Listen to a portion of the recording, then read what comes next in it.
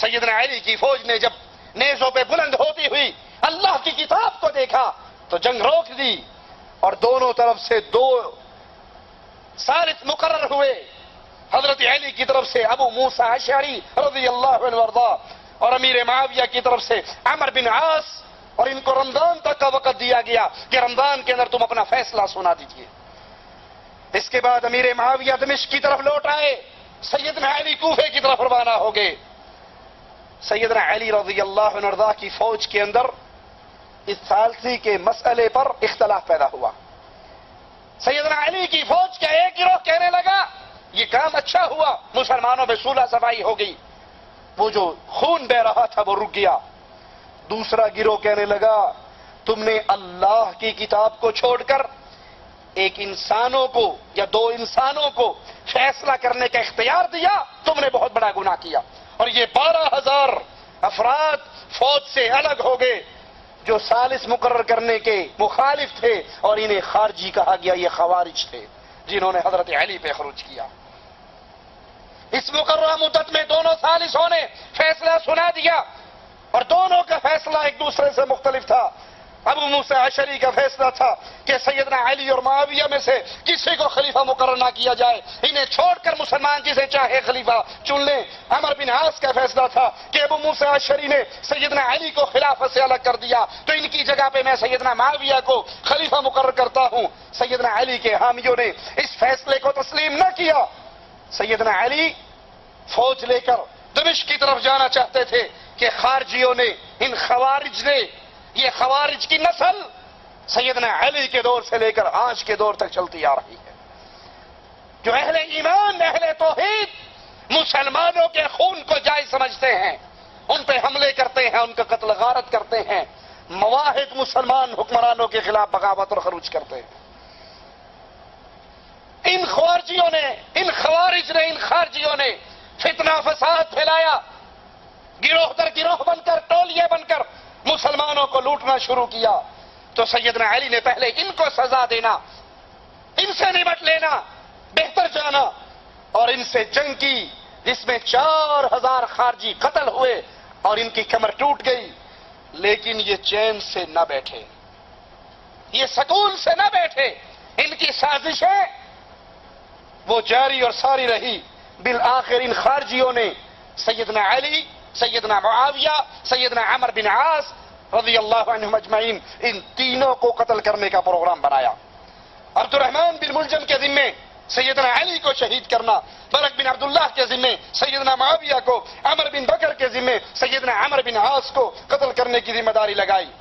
اور اس کے لیے 40 ہجری رمضان المبارک کی 17 تاریخ مقرر ہوئی کہ اس تاریخ اور اس دن کو یہ تینوں، ان تینوں کو قتل کر دیں گے۔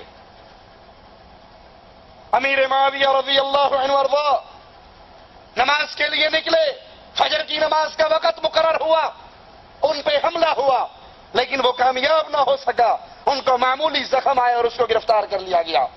عمرو بن عاص رضی اللہ عنہ وارضاہ اس دن بیمار تھے، انہوں نے نماز کی ڈیوٹی کسی اور کے ذمہ لگائی تھی، نماز کی ڈیوٹی کسی اور کے ذمہ لگائی، کیونکہ مسلمانوں کا خلیفہ مسجد کا امام بھی ہوا کرتا ہے۔ مسلمانوں کا خلیفہ مسجد کا امام، مصلی کا امام۔ ہم اپنے بچوں کو قرآن کیوں نہیں پڑھاتے، دین کیوں نہیں پڑھاتے؟ جی دین پڑھ کے، قرآن پڑھ کے مسیتڑ ہی بڑھنا نا، مسیتڑ۔ جو بچہ ذہین فطین ہے اس کے لیے اچھی تعلیم، انگلش میڈیم سکول، سائنس کی ایجوکیشن، اچھا ٹیوٹر، اچھی تعلیم، خرچہ ہوگا، میرا بیٹا ڈاکٹر بنے گا، میرا بیٹا انجینئر بنے گا، میرا بیٹا پروفیسر بنے گا، میرا بیٹا MBA کرے گا، میرا بیٹا فلاں کرے گا۔ اور جو ڈل ہو، کمزور ہو، اس کو کہ یہ انگلش میڈیم سکول میں تو نہیں پڑھ سکتا، انہوں مسیطے ہی پایا ہو، قرآن حفظ کر لے گا، اپنا پیٹ سے پالتا ہی رہے گا۔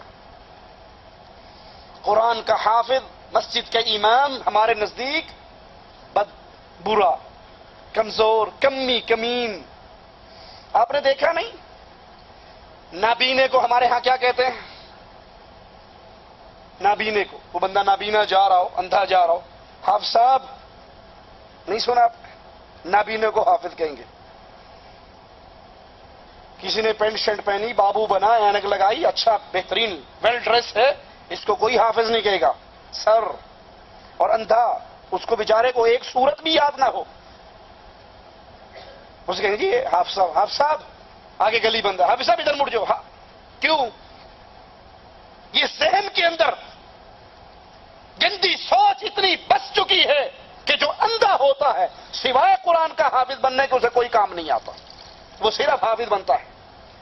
جو اندھا ہوتا ہے وہ صرف حافظ بنتا ہے. بیٹا لنگڑا ہو، بچہ لولا ہو، اندھا ہو، ڈل ہو، مسجد میں ڈال دیں گے. حالانکہ رسول کریم صلی اللہ علیہ وسلم کیا فرماتے ہیں؟ خیرکم پوری کائنات میں سب سے بہتر جو قرآن سیکھے اور سکھائے. ڈاکٹر بہتر نہیں، انجینئر بہتر نہیں، امیر بہتر نہیں، مالدار بہتر نہیں، وزیر بہتر نہیں. خیرکم پوری انسانیت میں سے سب سے بہتر وہ ہے جو قرآن پڑھتا ہے اور پڑھاتا ہے، سیکھتا ہے اور سکھاتا ہے. حافظ کا تو کیا کہنا، قاری قرآن کا تو کیا کہنا، ان کے والدین کے سروں پہ قیامت کے دن نور کا تاج رکھا جائے گا. جائیے پوری احادیث کو پڑھ لیجئے، کہیں آپ پڑھ لیں مالدار کے سر پہ تاج، ڈاکٹر کے سر پہ تاج، جو اسپیشلسٹ ہو اس کے سر پہ تاج. قرآن کا حافظ غریب ہے یا امیر، چھوٹا ہے یا بڑا، اس کے سر پہ، اس کے والدین کے سر پہ نور کا تاج رکھا جا رہا ہے. اور اس سے کیا، اس کے والدین سے یہ سلوک، اس سے سلوک کیا ہے؟ اقرا ورتفع، پڑھ اور جنت کے درجے چڑھ. جہاں تیرے منہ سے آخری آیت نکلے گی جنت میں وہی تیرا ٹھکانہ ہوگا. تو مسلمان خلیفہ مسلمانوں کی مسجد کا امام بھی ہوا کرتا تھا. یہ امامت چھوٹی چیز نہیں ہے. ہم نے اپنے ملکوں کے اندر سب سے ڈی گریڈ جس پیشے کو قرار دیا وہ امامت ہے. جسے کوئی کام نہ آتا ہو کیا کہیں گے، اس کو امامت لگا دو، اس کو مسجد میں لگا دو، جی اس کو ملا بنا دو، اس کو مولوی بنا دو، اس کو مسیتر بنا دو. حالانکہ اللہ کے حبیب علیہ الصلوۃ والسلام اس قرآن کے قاری کو سب سے بہتر، سب سے افضل اور سب سے اعلیٰ قرار دے رہے ہیں. امیر معاویہ رضی اللہ عنہ وارضا پر حملہ ناکام ہوا، معمولی زخمی ہوئے، اور عمر بن عاص بیمار تھے، انہوں نے اپنی جگہ کسی اور کو نماز کے لیے بھیجا. لیکن سیدنا علی رضی اللہ عنہ وارضا مسجد کی طرف جا رہے ہیں.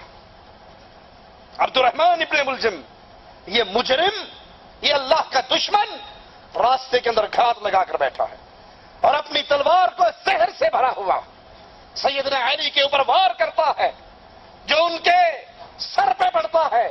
آپ زخمی ہو جاتے ہیں اور کہتے ہیں اس کو پکڑ لو. اپنے بیٹے حسن حسین کو بلاتے ہیں، وصیت کرتے ہیں اور کہتے ہیں اس کے ساتھ اچھا سلوک کرنا.